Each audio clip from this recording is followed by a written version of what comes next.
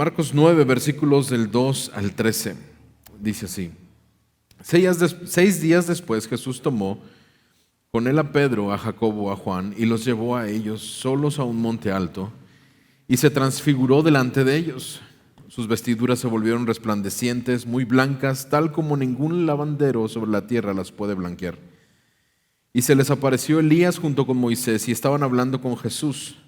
Entonces Pedro dijo: Rabí, bueno es que estemos aquí. Hagamos 3 enramadas, una para ti, otra para Moisés y otra para Elías. Porque él no sabía qué decir, pues estaban aterrados. Entonces se formó una nube que los cubrió, y una voz salió de la nube: Este es mi Hijo amado, oigan a él. Y enseguida miraron en derredor, pero ya no vieron a nadie con ellos, sino a Jesús solo. Cuando bajaban del monte, Jesús les ordenó que no contaran a nadie lo que habían visto hasta que el Hijo del Hombre resucitara entre los muertos. Y se guardaron para sí lo que fue dicho, discutiendo entre sí qué significaría eso de resucitar de entre los muertos. Le preguntaron a Jesús: ¿por qué dicen los escribas que Elías debe venir primero? Es cierto que Elías, al venir primero, restaurará todas las cosas, les dijo. Y sin embargo, ¿cómo está escrito del Hijo del Hombre que ha de padecer mucho y ser despreciado? Pero yo les digo que Elías ya ha venido y le hicieron cuanto quisieron, tal como está escrito de él. Nuestro pasaje el día de hoy, hermanos, comienza poniéndonos en una ventana de tiempo, poniéndonos en un marco de tiempo. 6 días después comienza nuestro pasaje diciendo. ¿Y 6 días después de qué? La semana pasada veíamos a Jesús preguntándole a sus discípulos: ¿quién dice la gente que soy yo? Veíamos a Jesús preguntándoles: ¿quién creen ustedes o quién dicen ustedes que soy yo? Y veíamos a Pedro siendo iluminado por Dios, recibiendo esta revelación de parte de Dios acerca de Jesús, diciéndole: tú eres el Cristo. Tú eres el Cristo. Y él confiesa: tú eres el Cristo. Y esto es muy importante tenerlo en cuenta. ¿Por qué? Porque en el pasaje que acabamos de ver vamos a darnos cuenta cómo Pedro, lo leímos ahí, no sabía ni qué decir al ver la gloria de Dios. Y después de que Jesús les había hablado, después de esto Jesús les habló acerca del sufrimiento que iba a experimentar. Después de que Pedro confesó y dijo que Jesús era el Cristo, Jesús comenzó a hablarles del sufrimiento que experimentaría. Y vemos cómo Pedro también llama a Jesús o trae a Jesús aparte y trató de reprenderlo, pero Jesús le reprendió. Jesús le corrigió y le hace ver que los pensamientos que estaban teniendo no eran los pensamientos de Dios. E incluso lo vimos la semana, le dice: apártate de mí, Satanás. Justo 6 días después de todo esto, Jesús toma a Pedro, a Jacobo y a Juan, quienes quizá formaban parte de su círculo más cercano, y les lleva a lo alto de un monte. Y dice el pasaje que estando ahí, Jesús se transfiguró delante de ellos. Aquellos que habían comenzado como una simple caminata quizá al monte, se convirtió en un momento asombroso, un momento extraordinario. Justo delante de los ojos de los discípulos, Jesús se transfiguró, fue transfigurado. Y la palabra transfiguración viene de la palabra metamorfosis, que significa cambiar de aspecto. Y Marcos nos da detalle. Él nos dice que el aspecto de Jesús se transformó. Sus vestiduras, dice, se volvieron resplandecientes, brillantes, muy blancas. ¿Puedes imaginarte a Jesús o a los discípulos viendo a Jesús como todo esto que es a Jesús, que lo conocían, que lo veían, que lo habían experimentado tal cual en carne, ahora transformándose, sus vestiduras blancas, resplandecientes, brillando? Toda la apariencia de Jesús brilló en una gloria de luz resplandeciente. Todo aquello que demostraba su divinidad ahora estaba visible delante de los ojos de estos hombres. Jesús, el Hijo de Dios encarnado, ahora estaba delante de ellos revelando su gloria, revelando su divinidad, la manifestación de la naturaleza divina de Jesús, Jesús 100% Dios ante los ojos de estos hombres.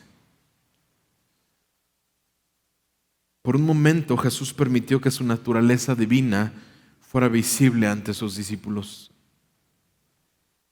Recuerda, 6 días atrás Pedro había confesado: tú eres el Cristo, y ahora Jesús estaba permitiéndoles y confirmándoles: yo soy el Hijo de Dios. Juan, tiempo después, escribiría: el Verbo se hizo carne y habitó entre nosotros, y vimos su gloria, gloria como del unigénito del Padre, lleno de gracia y de verdad. Hermanos, la transfiguración de Jesús viene a confirmar, o confirmó, lo que entre líneas Marcos nos venía hablando desde que comenzamos a estudiar esta serie. Soy el Hijo de Dios. A través de diferentes milagros, enseñanzas, liberaciones, Jesús es nada más y nada menos que el Hijo de Dios. El Hijo de Dios encarnado, la segunda persona de la Trinidad. Y Pedro, Juan y Jacobo estaban recibiendo esta revelación de la gloria y la naturaleza misma de Dios en Cristo. Es la gloria de Dios a través de Cristo. No es que Cristo estuviera reflejando, así como el sol refleja o como la luna refleja la luz del sol. No, Jesús emanaba esa gloria, esa luz, a la cual Marcos, quizá con las palabras que podía expresarlo,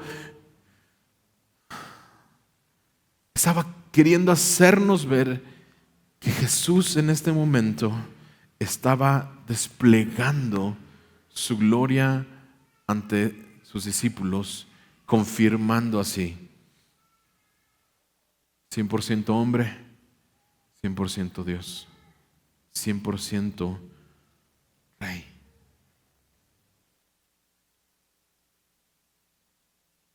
Y mira lo que sucede a continuación, versículo 4. Y se les apareció Elías junto con Moisés y estaban hablando con Jesús. Mientras la transfiguración de Jesús está sucediendo, pudiéramos decir en un segundo plano, Elías y Moisés aparecen en escena y están hablando con Jesús. Pero ¿por qué Elías y Moisés? ¿Por qué no sé, David? ¿Por qué no Samuel? ¿Por qué Elías y Moisés? Moisés fue el gran dador de la ley, el gran dador humano de la ley. A través de él fue dada la ley al pueblo de Israel. Y Elías fue el gran profeta que llamaba al pueblo al arrepentimiento, al pueblo de Israel. Así que estos dos hombres son una viva imagen, o encarnan la ley y los profetas, y ambas hallaron su cumplimiento en Jesús. Tanto la ley como los profetas, es decir, ante Dios, antes Dios hablaba a través de los profetas a los hombres. Y Hebreos 1 y 2 nos dice que antes Dios hablaba a través de profetas a los hombres, pero que ahora nos habla a través de Jesucristo. Moisés y Elías prefiguraron y anunciaron de antemano la venida de Jesús. Y tú te puedes dar cuenta, mira, ve Lucas bien rápido, Lucas 24, versículos 25 al 27. Entonces Jesús les dijo: oh insensatos y tardos de corazón para creer todo lo que los profetas han dicho. ¿No era necesario que el Cristo padeciera todas estas cosas y entrara en su gloria? Comenzando por Moisés y continuando con todos los profetas, les explicó lo referente a él en todas las escrituras. Entonces les abrió la mente para que comprendieran las escrituras y les dijo: así está escrito. Estoy leyendo 45 y 46 también. Así está escrito, que el Cristo padecerá y resucitará de entre los muertos al tercer día, y que en su nombre se predicará el arrepentimiento para el perdón de los pecados a todas las naciones, comenzando desde Jerusalén. Hermanos, Jesús había venido a cumplir las promesas de Dios. Todo lo que los profetas habían hablado, todo el cumplimiento de la ley estaba en Cristo Jesús. Y ese Cristo Jesús, 100% hombre, ahora estaba delante de Pedro, Jacobo y Juan, desplegando su gloria, su poder. Es decir, la transfiguración y la presencia de Dios y la presencia de estos testigos nos habla de que Jesús es el cumplimiento de las promesas de aquel Mesías que sería enviado para el perdón de los pecados a todas las naciones. El hecho de que Elías y Moisés estuvieran en ese momento no podía significar otra cosa para los judíos. En este caso, Pedro, Juan y Jacobo, que eran quienes estaban viendo, no podía significar otra cosa sino el comienzo del cumplimiento de las promesas de Dios de que enviaría un Salvador, un Mesías. Y continúa nuestro pasaje, versículos 5 y 6, diciendo: entonces Pedro dijo a Jesús: Rabí, bueno es que estemos aquí. Hagamos 3 enramadas, una para ti, otra para Moisés, otra para Elías, porque él no sabía qué decir, pues estaban aterrados. Y parece extraño que Pedro se refiera a Jesús como Rabí, porque muy poco tiempo atrás, de hecho 6 días atrás, le había dicho: tú eres el Mesías, tú eres el enviado, tú eres el Cristo. Pero a pesar de esta confesión de que Jesús era el Mesías, podemos ver que Pedro no estaba entendiendo lo que significa esto. Claramente podemos ver que Pedro, Jacobo y Juan, nos dice el pasaje, están aterrados, están aterrados con miedo. Y no era para menos, la gloria de Jesús estaba desplegada. Elías y Moisés habían muerto años atrás. Bueno, Elías fue llevado en un carruaje. Estaban hablando con Jesús. Y Pedro, con ese ímpetu que lo caracterizaba, siempre impulsivo, siempre quizás sin pensar lo que estaba diciendo, el pasaje nos dijo: ¿por qué no hacemos una enramada para cada uno de ustedes? Y nos quedamos aquí todos, quizá. No nos dice el pasaje por qué Pedro quería eso, pero quizá en este ímpetu reflexivo nos dice el pasaje, no sabía ni qué estaba diciendo. Pedro no sabía ni siquiera a qué se estaba refiriendo o qué estaba haciendo. Y probablemente Pedro, al hacer esta sugerencia, estaba buscando darle como continuidad a esta escena o este tiempo tan especial que estaban experimentando, pero ellos seguían sin entender lo que estaba sucediendo. Estaban aterrados. Versículo 7: entonces se formó una nube que los cubrió y una voz salió de la nube: este es mi Hijo amado, oigan a él. A través de toda la Escritura podemos ver cómo esta figura de nube o esta nube tiene muchos, o simboliza en muchas partes de la Biblia la presencia de Dios. Comenzando con la columna de nube que dirigió a los israelitas a través del desierto.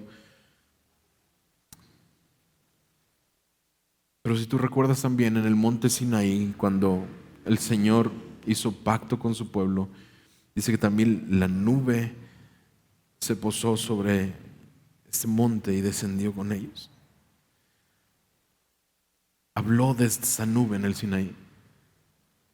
Y como lo vimos en el inicio de nuestra serie, al igual que en el bautismo de Jesús, la voz del Padre se hizo audible.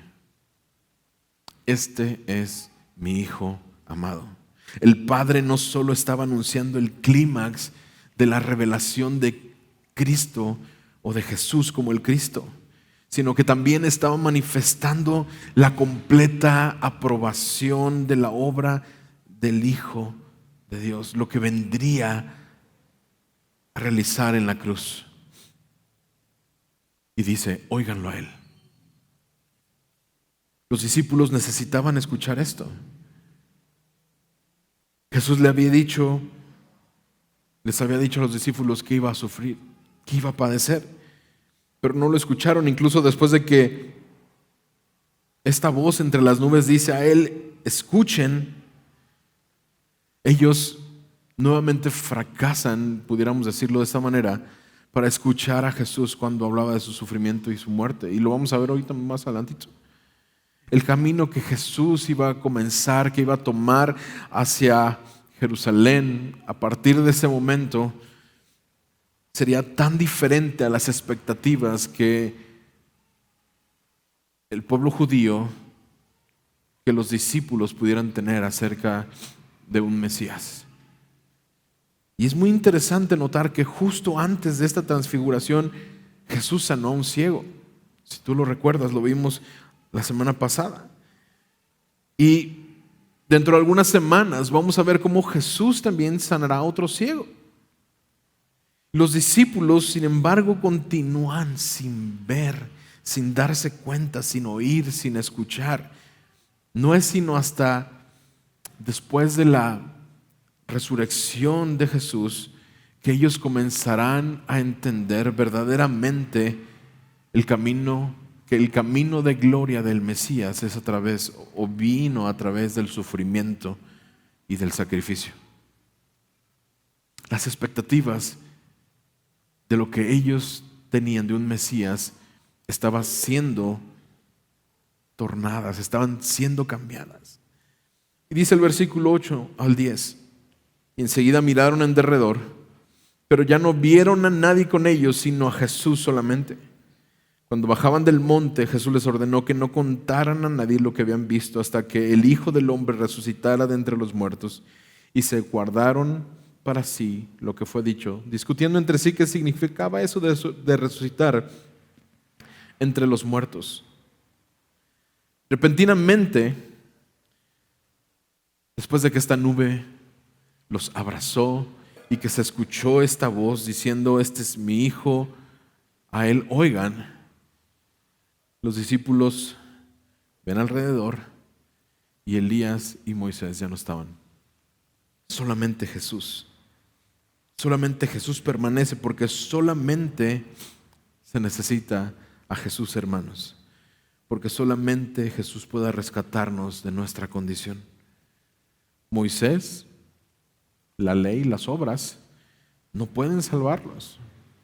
Elías, los profetas apuntaban solamente a aquel que verdaderamente podría salvarnos, Jesús. Así que los discípulos se encuentran no solos, porque están con Jesús, sino en la presencia del amado Hijo de Dios.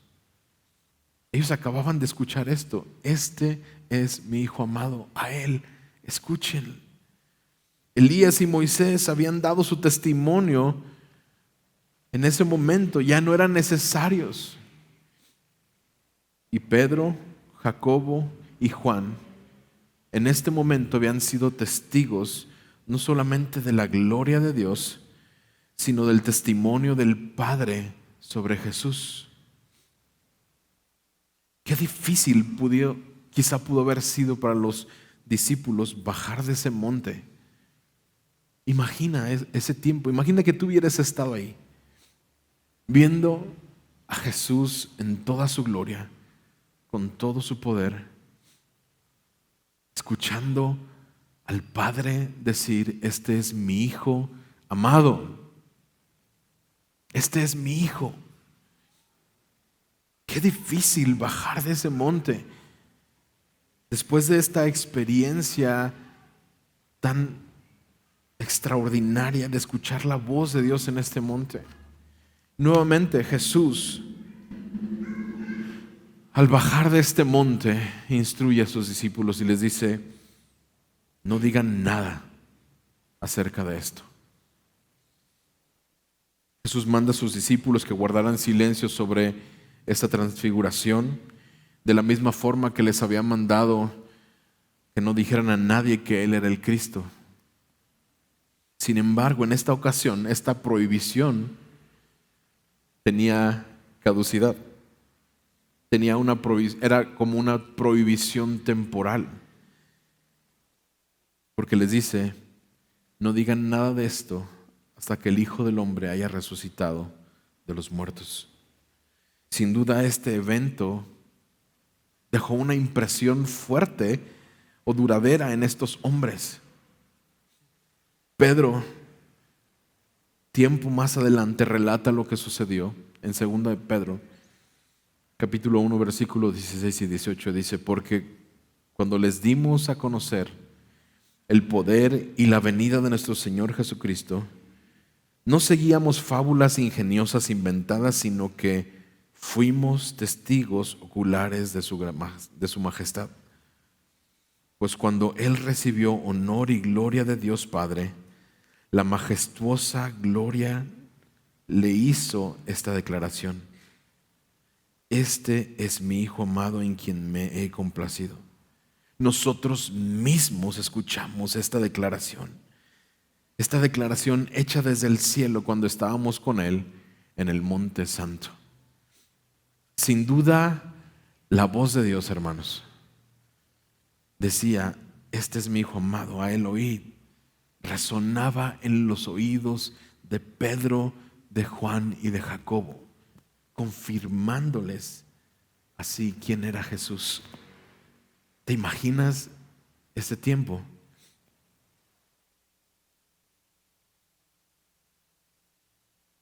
A pesar de todo esto, en ese momento ellos discutían sobre lo que Jesús se refería con resucitar de entre los muertos. Recordemos que, como vimos la semana pasada, ellos no aceptaban la muerte de Jesús. Decían, ¿cómo puede el Mesías o cómo puede el Cristo padecer? Y por lo tanto tampoco lograban entender cómo esto estaba relacionado con la resurrección. La dificultad que los discípulos podían tener era porque definitivamente ellos aceptaban y comprendían acerca de la resurrección.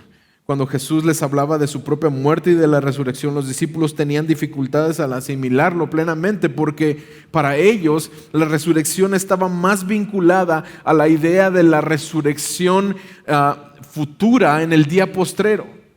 Si tú recuerdas, cuando Lázaro muere,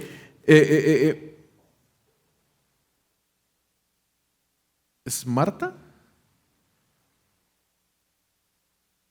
Le dice a Jesús, María, le dice, yo sé que Él resucitará en el día postrero. Es decir, la idea en el pueblo judío de la resurrección estaba arraigada, pero para un tiempo futuro. No tenían la comprensión completa de la resurrección de Jesús, de que la resurrección de Jesús era diferente, era única y central para el cumplimiento del propósito y el plan de Dios para el ministerio de Jesús. La idea de Jesús como Mesías, de que tendría que sufrir, morir y resucitar, era algo que no estaba de acuerdo a sus expectativas mesiánicas. Y les resultaba muy difícil de aceptar esto debido a estas expectativas preconcebidas acerca de cómo sería el Mesías. En la mentalidad de ellos estaban esperando a un líder político, militar que libertaría a Israel de la opresión y que establecería un reino terrenal glorioso, duradero. Ellos estaban esperando ese enviado victorioso que los rescataría.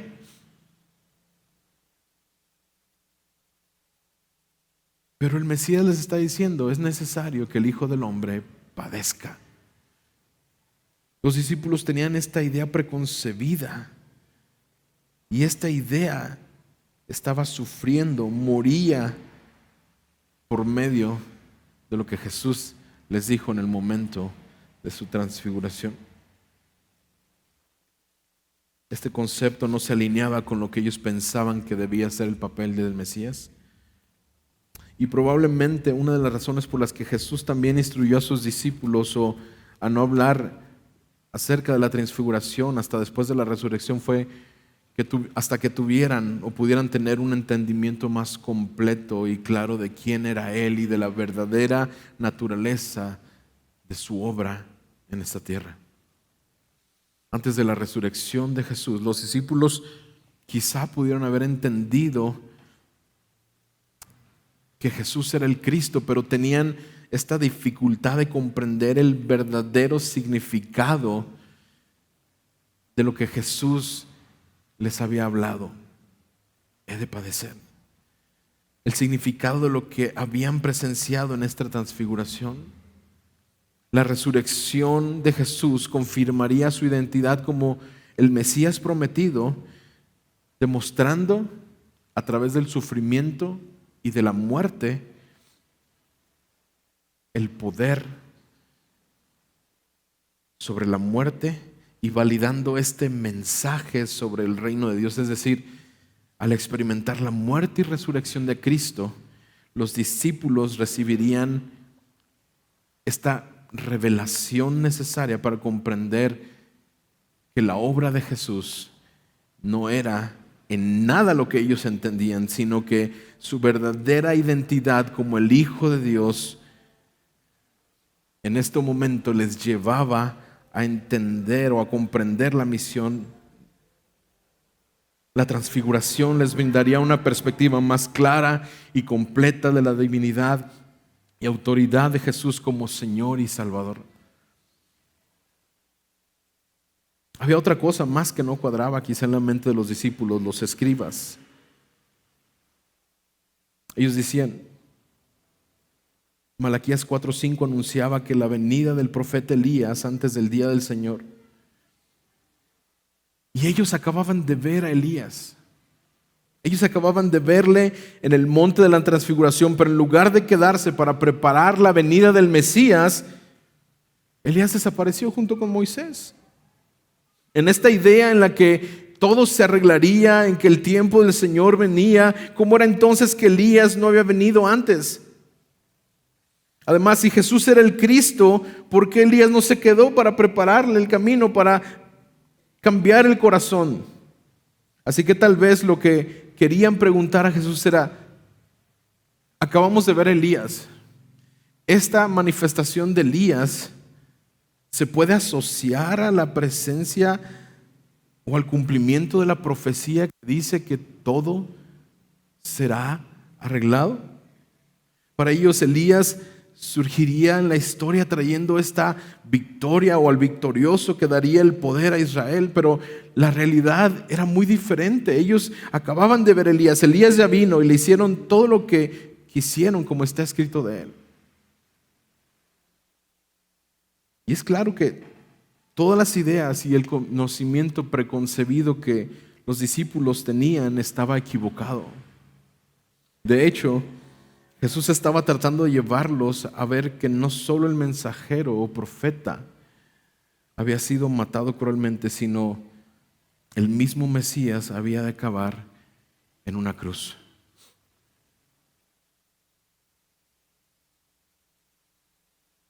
¿De qué manera todo esto debe afectarnos a nosotros? La transfiguración, hermanos, confirma la identidad de Jesús. Y esto nos debería de llamar a reconocer y aceptar a Jesús como el Hijo de Dios y Salvador.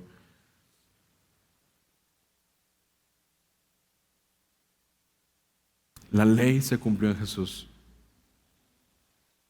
Los profetas hablaron de Jesús. Y este evento demostró el cumplimiento, el poder, la divinidad de Jesús. Esto debería de llamarnos a reconocer y aceptar a Jesús como el Hijo de Dios y Salvador. Si tú le has reconocido, esto debería de llevarnos a glorificarle y a fortalecer nuestra relación con Dios a través de Cristo Jesús. Tú y yo debemos valorar el sacrificio de Jesús como la base de esa redención. El hecho de que Jesús se presentara de esta manera delante de los discípulos era para hacerles tener la seguridad: yo soy el Hijo de Dios, y todo lo que se ha hablado acerca del Mesías tendrá y tiene su cumplimiento en mí. Comprender que el sacrificio de Jesús en la cruz es fundamental para nuestra salvación es de suma importancia. Hermano, tú y yo debemos reflexionar sobre esto. El regalo más grande que tú y yo podemos tener, muchas veces lo hemos dicho, es el perdón de nuestros pecados. Pero realmente el mayor regalo que podemos tener es a Cristo Jesús, por causa de que nuestros pecados han sido perdonados. Reconocer que el sufrimiento de Jesús nos ofrece la posibilidad de ser redimidos y reconciliados con Dios es de suma importancia para todo aquel que no le conoce o que no le tiene aún como Señor y Salvador. ¿Por qué? Porque, hermano, la transfiguración reveló la divinidad y la gloria de Jesús, desafiando toda expectativa y mostrando su redención a través del sufrimiento. No hay más, hermano.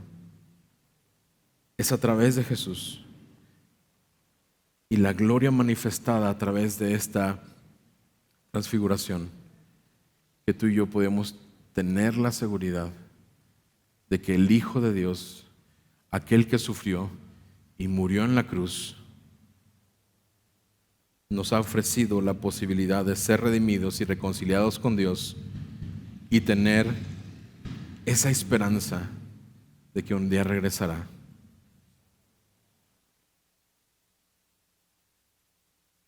En poder, en gloria, mostrando su poder y gloria, ya no nada más a Pedro, Jacobo y Juan, sino a cada uno de aquellos que le reconocen como Señor y Salvador. Así que, hermanos, esta mañana te invito a que podamos meditar, reflexionar sobre el amor de Dios manifestado a través de Cristo Jesús, aquel Hijo amado, por medio del cual tú y yo podemos tener la redención de nuestros pecados.